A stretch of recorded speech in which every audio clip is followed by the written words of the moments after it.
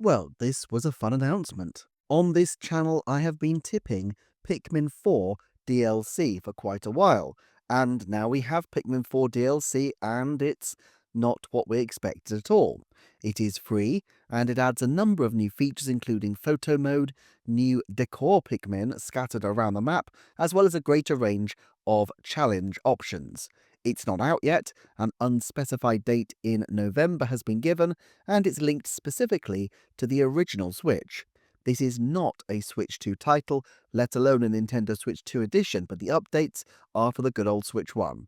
So, what do we make of it? In this video, I just want to share a few initial thoughts.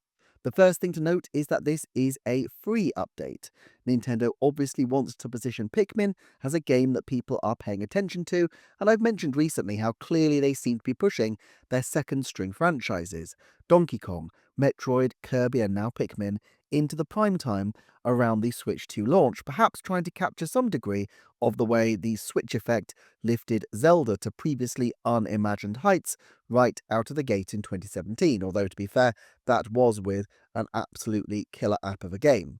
Just as Bonanza was priced slightly lower than what I'd expect to see for most top-tier Switch 2 titles, and Metroid Prime Remastered was priced lower as well, there seems to be, by Nintendo standards, an attempt with these franchises to keep the prices slightly lower than, for example, the Mario games, and encourage people to enter a different franchise.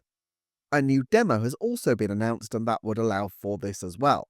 There also appears to be integration here with Pikmin Bloom, which continues to thrive.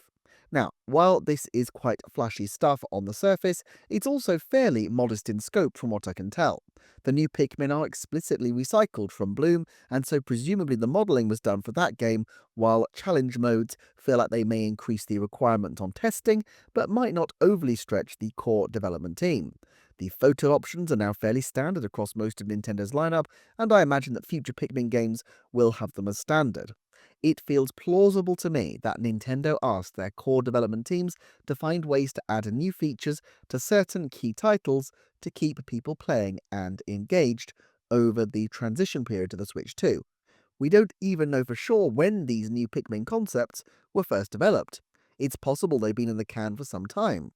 Difficulty choices in particular feel like a standard way to expand the scope of the game, something Metroid Dread did as well, albeit in a much shorter time period after that title's initial launch. I think this bodes fairly poorly for a Pikmin 5 in the next year or so, but we weren't really expecting that anyway. There is the possibility still of Pikmin 4 DLC with a Nintendo Switch 2 edition, but it will be an odd move to try to raise the profile of a game on Switch, only to release a new version right after. And while Pikmin 4 did big numbers for the Pikmin franchise, it's still quite small fry in the scheme of things, so while DLC might do okay, there is a chance that the actual number of Pikmin 4 physical copies could be quite low if they decide to release a Nintendo Switch 2 edition, making it potentially quite a costly strategy to pursue. On the other hand, I think some kind of Pikmin spin-off being announced in the next few months remains a fairly decent shot. The logic is this. They obviously wanted to boost the Close to You trailer into raising the profile of Pikmin, and then follow it up with the announcement of free DLC, which promotes Pikmin 4.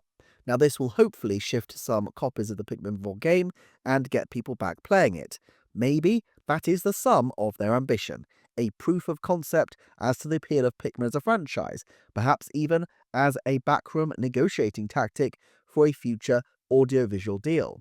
But ultimately, Nintendo want to graduate people to their new console, and they want to make new sales from the burgeoning Pikmin audience.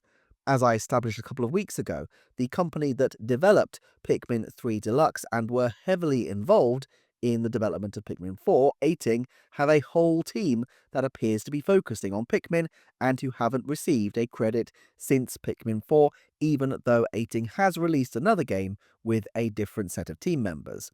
With 3 years having elapsed next summer since their last Pikmin title, the same time window as there was between Pikmin 3 Deluxe and Pikmin 4, it feels completely plausible to me that they could do a relatively small-scale spin-off in this time period, and it seems like this is the same kind of approach that Nintendo have been taking with Splatoon Raiders, where a full Splatoon sequel title may be a way off, but a spin-off is very much on the cards and keeping the franchise talked about.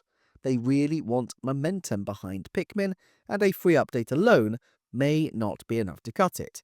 Mind you, if you wanted to use the Mario movie as a way to get new, younger fans into your ecosystem, being able to push Pikmin as a follow-up or companion piece to Mario might be quite useful, and something that Shigeru Miyamoto particularly might wish to do.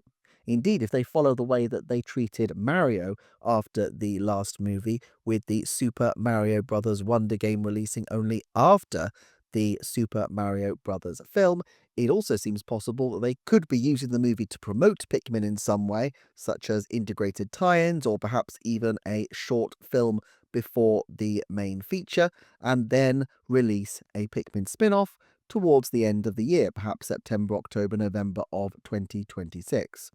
One other thing that all this does seem to suggest is a heavy integration between the Pikmin 4 game and Pikmin Bloom. And while Pikmin 4 is obviously still the major sales focus, I could see Nintendo wanting to raise the prestige of Bloom before a new announcement of either another game or something else in the Pikmin universe.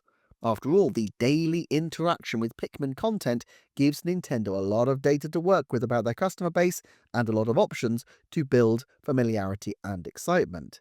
It's in many ways their most successful app, just in terms of doing narrowly what it set out to do, raising the profile of Pikmin, and I wouldn't be at all surprised to see it promoted alongside the film.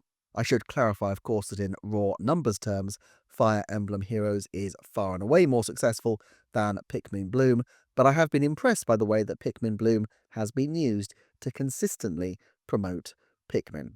Okay, let's look at forecasting, although in this case I'm not immediately inclined to add a new forecast so much as to look at a couple of old ones.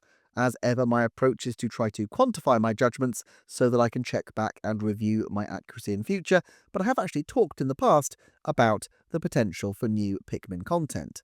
I already suggested that when the first Close to You trailer launched, but before we knew it was a Pikmin-themed video, that it would be 70% likely that Close to You would ultimately lead to a tease for a new game.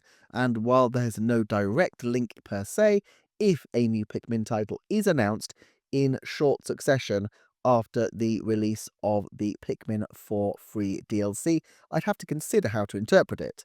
The fact that they put the Close to You short onto YouTube the very same day certainly tells me that they were using it as a promotion, but since I worded the forecast as a new game rather than just any game, I wouldn't count this as enough for the criteria to be met.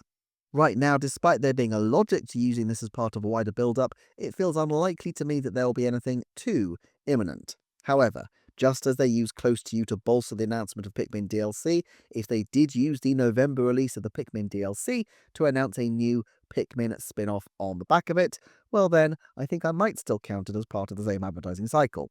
Is it likely? I mean, they probably feel they have enough Pikmin 4 to sell, and so it's rare to see an announcement of major new titles from Nintendo in November, although occasionally these things have happened. Sometimes the Game Awards are places where we get new games. But my central expectation right now is that we won't see a new Pikmin title announced for a while yet.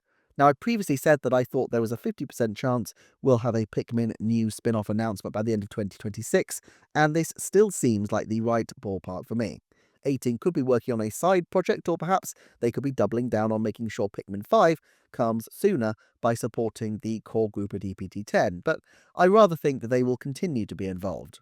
That's it for this video. Thanks as ever for watching. Do check out the Patreon and check out some of these videos on screen, and I shall see you next time for another Nintendo Forecast.